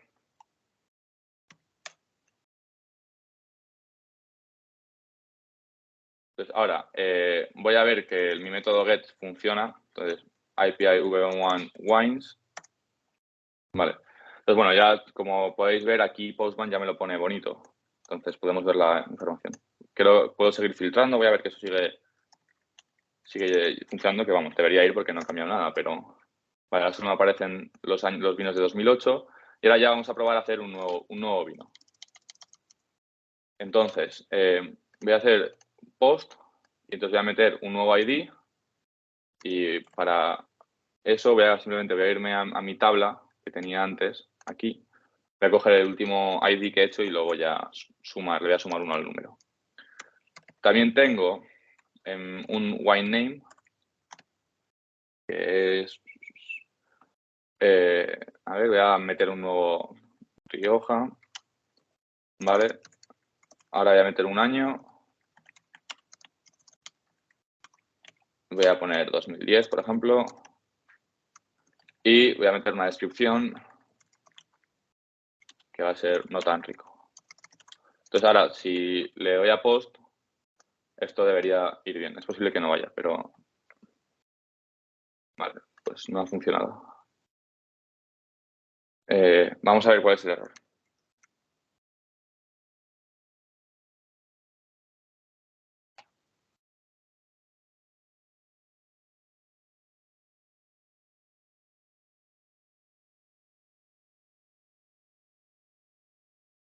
Vale, es que yo...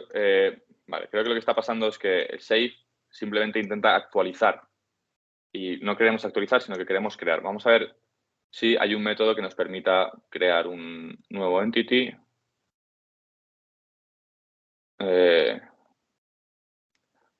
Parece que no.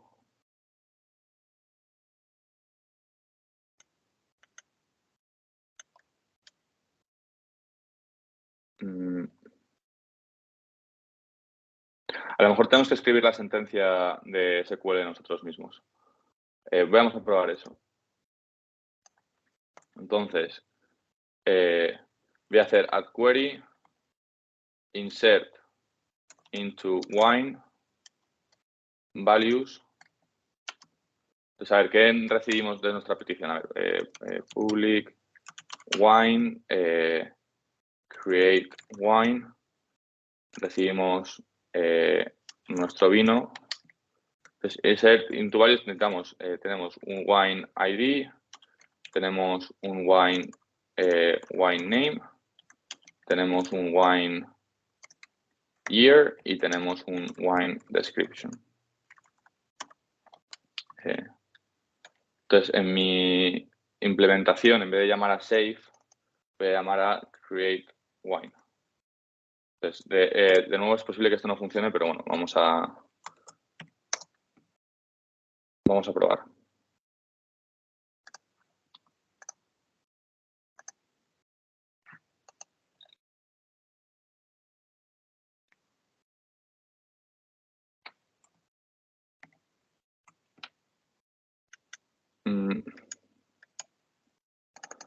A lo mejor hay que pasárselo uno por uno. Vale, vamos a último intento. Entonces, string... Si es posible que no, o sea, porque lo que estoy haciendo es acceder al valor dentro de un objeto y es posible que eso no lo pueda hacer. Entonces, si le paso los valores como argumentos, wine name, int year y string description.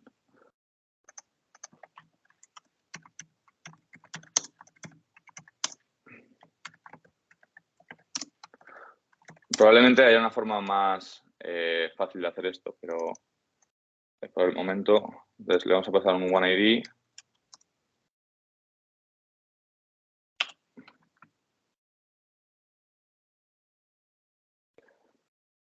Vale, y tenemos que hacer getters y setters.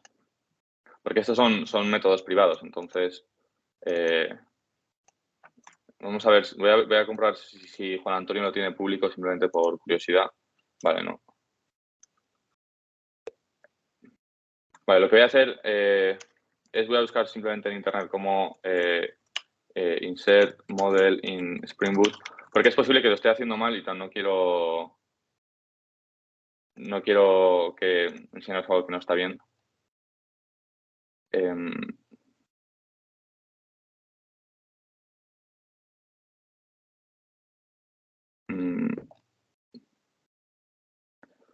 Entity man, vale.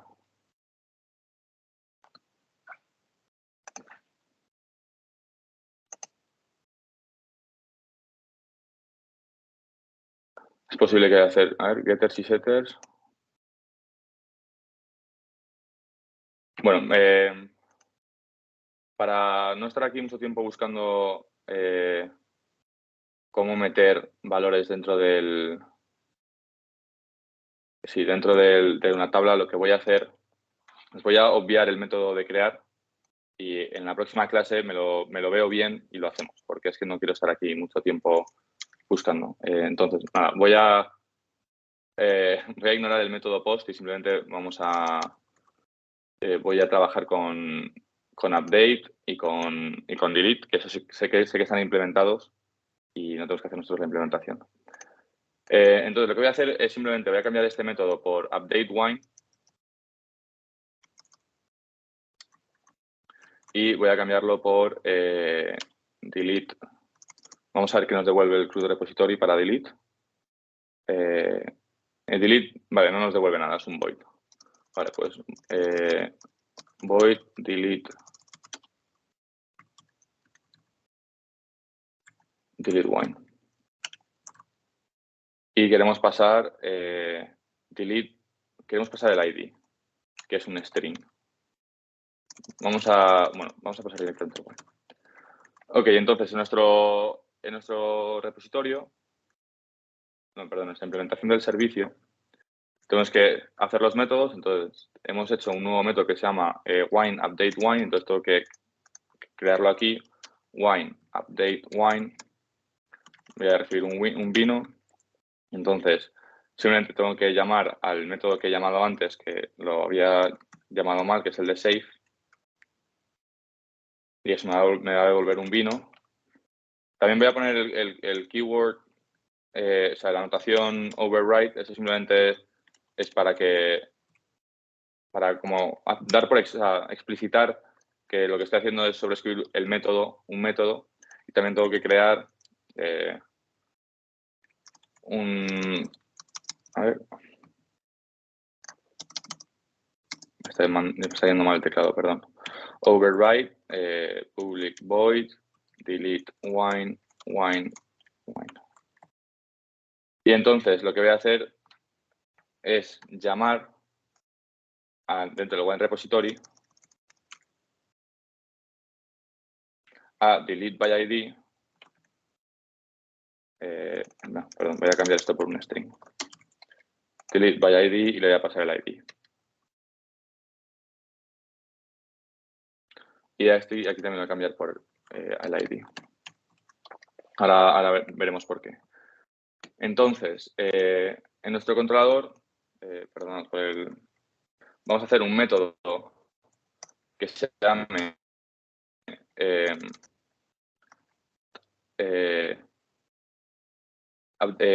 put mapping. Entonces, dentro de wines tenemos que acceder al ID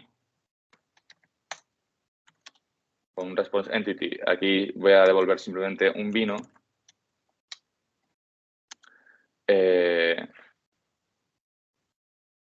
y update wine, request param string id.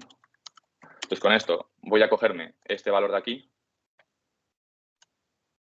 voy a cargarme put mapping y simplemente lo que voy a hacer es para asegurarme de que estoy cogiendo bien este ID, por ahora voy a simplemente hacer system.out.println el ID y voy a devolver un response entity vacío.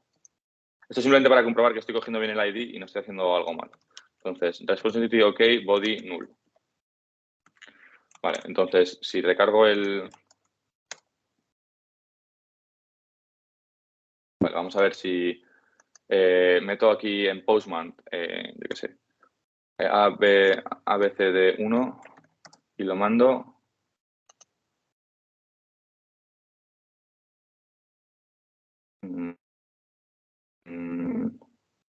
No sé mi eso. Que estoy usando el post, perdón, que debería ser puto. Ok.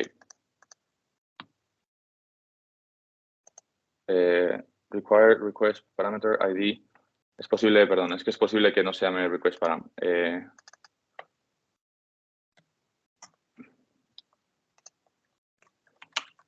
How to get param.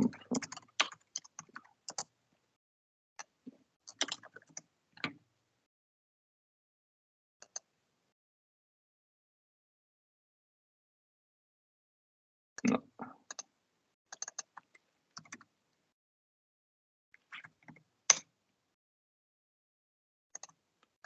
Perdón, es que esta parte de Java la controlo menos. A mí se me da mejor Python. Voy a... path param. Joder, perdón. Path param. Path param.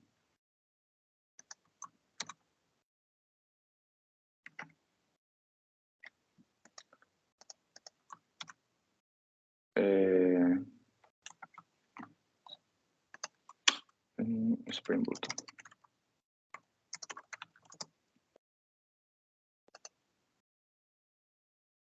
Vale, pues se llama path variable. Ok. Vale, vamos a ver si ahora ya esto funciona. Perdonad por los fallos que estoy teniendo.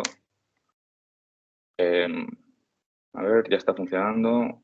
Sí, vale, ahora lo voy a llamar. Vale, ya está, ya está. Tenemos el... Vale, ya nos ha devuelto el ID y nos ha devuelto un objeto vacío. Si os dais cuenta aquí la respuesta está vacía, así que ya sé que funciona. Ok, ya está, era lo único que tenía que mirar. Entonces, ahora puedo llamar a mi servicio, puedo decir wine service, claro, y perdón, y aquí en mi request body voy a recibir un vino, o sea, porque estoy haciendo un update, entonces realmente lo que estoy haciendo es actualizar un vino. Entonces yo voy a basar la información del vino que quiero actualizar y él se va a encargar de hacerlo. Entonces, voy a cargar aquí el vino. Y esto me va a devolver un vino, wine, new wine, es igual a wine service, update wine, y esto es lo que voy a devolver. Entonces voy a devolver un response entity OK con el nuevo vino. Aquí no estoy utilizando el ID, pero realmente sí se tendría que utilizar. O sea, yo lo que debería hacer es pasarle el ID primero y ver si hay algún objeto que tenga ese ID. Es más, mira, lo vamos a hacer. Entonces voy a pasarle el ID. Voy a aquí cambiar mi método updateWine. Voy a cambiar mi método updateWine. Entonces, lo que voy a hacer antes de actualizar el vino es ver si mi wine repository tiene un vino que tenga el ID que acabo de pasar. Entonces, esto lo hago para asegurarme de que no estoy intentando actualizar un vino que no existe. Entonces, una vez que he comprobado si el vino existe, lo actualizo. Y si no, voy a devolver nulo. Vale, ya está. Esto me parece que está mejor hecho. Entonces, ahora lo que voy a hacer simplemente es cargar el servidor. Entonces, ahora voy a coger todos mis vinos para ver cuál quiero actualizar. Entonces, me voy a meter en Wines, voy a coger todos. Vale, voy a actualizar el primero, por ejemplo, este. Pues ahora lo que quiero hacer es, dentro de mis vinos, voy a acceder al vino con este valor, o sea, con esta ID, y voy a actualizar su información. Entonces, por ejemplo, lo que voy a hacer es cambiar su año. De 2008 lo voy a cambiar a 2009, por ejemplo, y de Rioja a vino blanco malo. Entonces, ahora, si hago un put, esto debería actualizarse. Entonces, hago put, lo envío y lo ves, ahora se me ha actualizado. Me ha devuelto el vino actualizado con el nuevo ID y con los datos cambiados. Y entonces yo, si hago ahora, el vino que me va a devolver es el vino que cambia. ¿Qué ocurre si yo meto un ID que no está? ¿Vale? Entonces, por ejemplo, yo hago put ABCD, que es una clave que no está, e intento cambiarlo. Pues no va a pasar nada, pero me va a devolver un null. Esto podemos hacerlo, podemos ir un paso más. Podemos ir un paso más. Podemos decir que si new1 es igual a null, entonces que respondamos un response entity con nada, vacío, con un null, y en vez de OK, que nos devuelva un bad request. Entonces, lo que podemos hacer nosotros es, por ejemplo, recargar ahora esto. Y entonces, si hacemos el put, aquí me dice status bad request. Entonces, el usuario sabe que lo ha hecho mal. Y ahora, por último, vamos a hacer el delete. Entonces, delete mapping, wines ID. Entonces, si veis, estoy siguiendo la estructura que he dicho al principio. Para coger todos, barra wines. Entonces, con esto puedo o crear, que me vais a perdonar que no sepa cómo se hace, y coger. Luego, si quieres acceder a algo dentro de Wines, usas el ID para llamar a uno y entonces con eso puedes coger un elemento solo, coger un elemento, actualizar y eliminar. Entonces, de delete mapping vamos a devolver simplemente un response entity. Sí, vamos a devolver un wine, aunque realmente no vamos a devolver nada. Con un ID. Y aquí voy a cargar esta clase. Pues aquí tengo que llamar a mi método deleteWine. Entonces, return. No, voy a llamar primero wine service, deleteWine. Entonces le voy a pasar el ID del vino que quiero eliminar y voy a devolver un response entity sin contenido y el status code va a ser no content. Esto es el status que se suele enviar cuando tú eliminas algo. A ver, responde no content. Body. Null. A ver, a lo mejor simplemente... Vale, entonces lo que estoy diciendo es simplemente que voy a enviar un 204, que es el status que se envía cuando eliminas algo. Entonces voy a volver a recargar el método.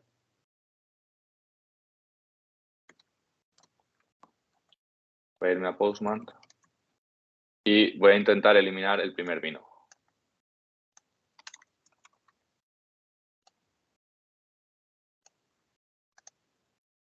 Y me devuelve un 204 no content, he oído bien, entonces ahora yo si cojo todos los vinos, no, el primero no me aparece. O sea que eso ha ido bien. ¿Qué es lo último ya que vamos a hacer? Pues simplemente vamos a hacer el coger un elemento. Entonces, lo que voy a hacer es copiar el getMapping, pero voy a quitarle el parámetro, el request param, y voy a llamar a que va a ser getWines por un ID. Entonces, simplemente voy a coger uno. Entonces, mi response entity va a ser solo un vino en vez de varios. Un vino en vez de varios, así. Y claro, no va a tener, lo único que le voy a pasar es el ID del vino que quiero coger. Entonces, en vez de retrieve wines,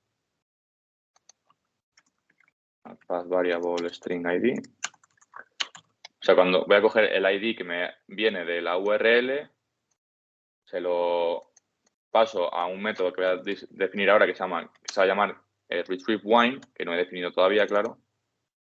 A ver. Entonces me tengo que ir a mi service. ¿Dónde está el servicio?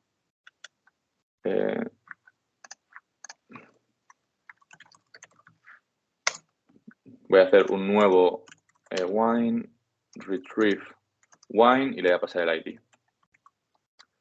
Entonces, ahora tengo que irme a mi implementación del servicio, hacer un override y voy a hacer un método que me va a devolver un vino que se llama retrieve_wine. Le paso el ID y ahora voy a ver dentro de mi CRUD repository cuál me devuelve solo uno. Que es este, find by ID. Y entonces, lo que puedo comprobar si existe primero. Eso quizás sea una buena idea. Entonces voy a comprobar si existe simplemente con un exist, porque es posible que me metan un ID de un elemento que no esté. Entonces, si existe, entonces wine repository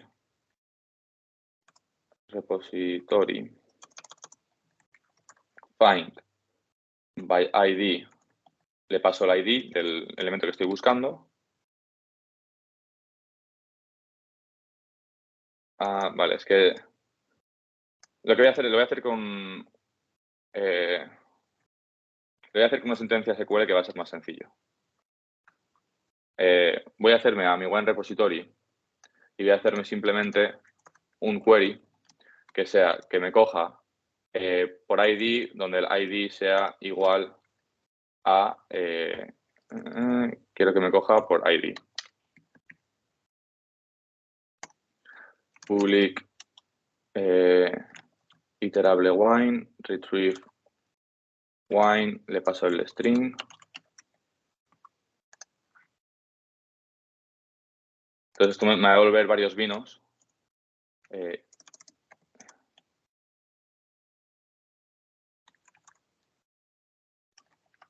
Porque cuando filtras te voy a devolver una lista, pero yo sé que solo va a haber uno porque el ID es único, entonces lo que puedo hacer ahora wines es simplemente for wine en wines. O sea, yo sé que el iterable me permite hacer esto de ir pasando por los vinos, entonces yo lo que puedo hacer es, como sé que me va a devolver solo un vino o no va a devolver ninguno, lo que puedo hacer es ir pasando por los vinos, que solo va a ser uno, coger el primero que haya y devolverlo. Entonces voy a hacer eso. Entonces voy a decir que response es igual a wine.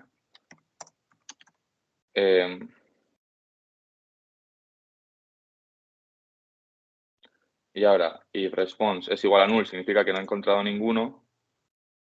Return null. Y si no, que me devuelva la respuesta. Que he vuelto a escribirla mal. Entonces,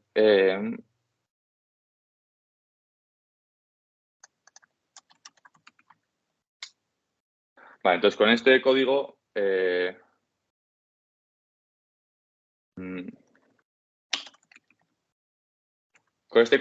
ya estoy devolviendo el vino. Entonces, lo que estoy haciendo es un poco complicado. Si estoy buscando el vino, si no existe, devuelvo un valor nulo. Bueno, yo creo que mejor, para hacerlo más sencillo, voy a hacer un vino que sea nulo. Si no existe, entonces devuelvo nada. Si existe, entonces sé que voy a devolver algo, entonces simplemente devuelvo la respuesta. Y ya está. Entonces ahora ya me puedo ir a mi controlador y aquí implementar en mi get retrieve wine. Sí, ya está hecho. Entonces ahora ya por último, si recargo el servidor, y cojo este vino de aquí, por ejemplo, y hago get de ese vino. A ver, get mapping wines ID barra. A lo mejor lo he puesto mal, un segundillo.